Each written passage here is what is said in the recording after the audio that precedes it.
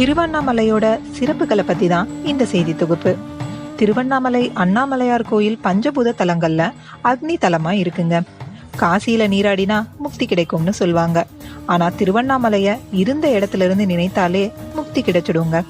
திருவண்ணாமலையில ஏற்றப்படும் தீபத்தை தரிசனம் செஞ்சீங்கன்னா 21 தலைமுறைகளுக்கு முக்தி கிடைக்கும்ன்றது ஒரு நம்பிக்கை. திருவண்ணாமலை ராஜகோபுரம் தமிழகத்தோட 2வது பெரிய கோபுரம். 11 நிலைகளுடன் 217 அடி உயரம் கொண்டது இந்த கோபுரம்.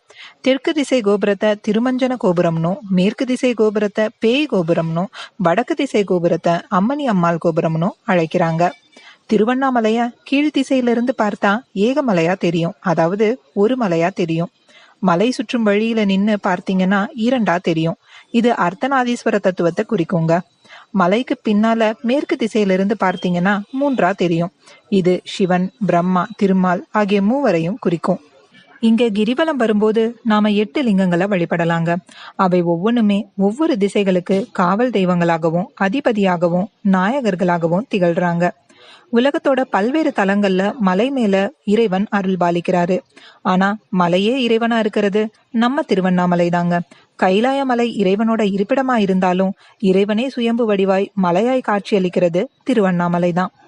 பழங்கால வரலாறு மற்றும் புவியியல் அமைப்பின்படி பார்த்தீங்கன்னா திருவண்ணாமலையோட வயது 260 கோடி ஆண்டுகளாக இருக்கும்னு கணக்கிடப்பட்டிருக்கு. இங்க இருக்கிற அருணாச்சலேஸ்வரர் கோயில் மூர்த்தங்களாலும், அதாவது தெய்வ விக்கிரகங்களாலையும் தீர்த்தங்களாலையும் சிறப்பு வாய்ந்தது. சிவகங்கை தீர்த்தம், சிம்ம தீர்த்தம் உள்ளிட்ட 360 தீர்த்தங்கள் மலை வலம் வரும் பகுதியில இருக்கு. அருணாச்சலேஸ்வரர் கோயில்ல கார்த்திகை திருவிழாவும் பங்குனி உத்திர திருவிழாவும் ராஜேந்திர சோழ மன்னர் காலத்துல இருந்தே சிறப்பா கொண்டாடப்பட்டு வருது. அப்படி திருவிழா காலங்கள்ல அண்ணாமலையார் ராஜகோபுரம் வழியா வெளியே வரதில்லை. அதற்கு அடுத்த வாசல் வழியாவே எழுந்தருள்வாரு.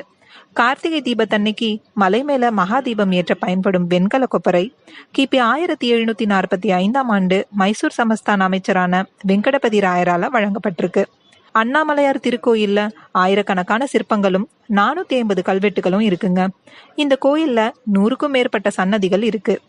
இறை உருவங்கள், செப்பு திருமேனிகள், ஓவியங்கள், அழகிய திருச்சுற்றுகள், தீர்த்த குளங்கள், ஆயிரங்கால் மண்டபம், வானுயர்ந்த கோபுரங்கள்னு இந்த கோயிலுக்கு பல்வேறு சிறப்பம்சங்கள் இருக்குங்க. கிரிவல பாதையில இடுக்கு பிள்ளையார் கோயிலின் 3 வாசல்களையும் கடந்து வரவங்களுக்கு நோய்கள் நீங்குவதாக நம்பப்படுது. மழலை பாக்கியம் இல்லாதவர்களுக்கு இங்க வரம் கிடைக்கிறதாகவும் கூறப்படுது.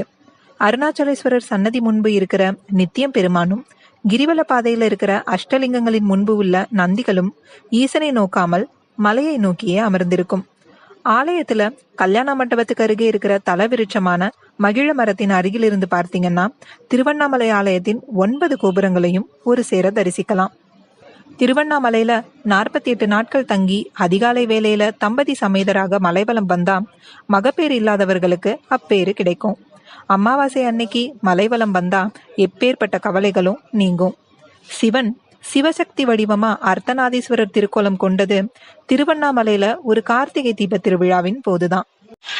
மறக்காம சர்ப்ரைஸ் பண்ணுங்க. Thank you.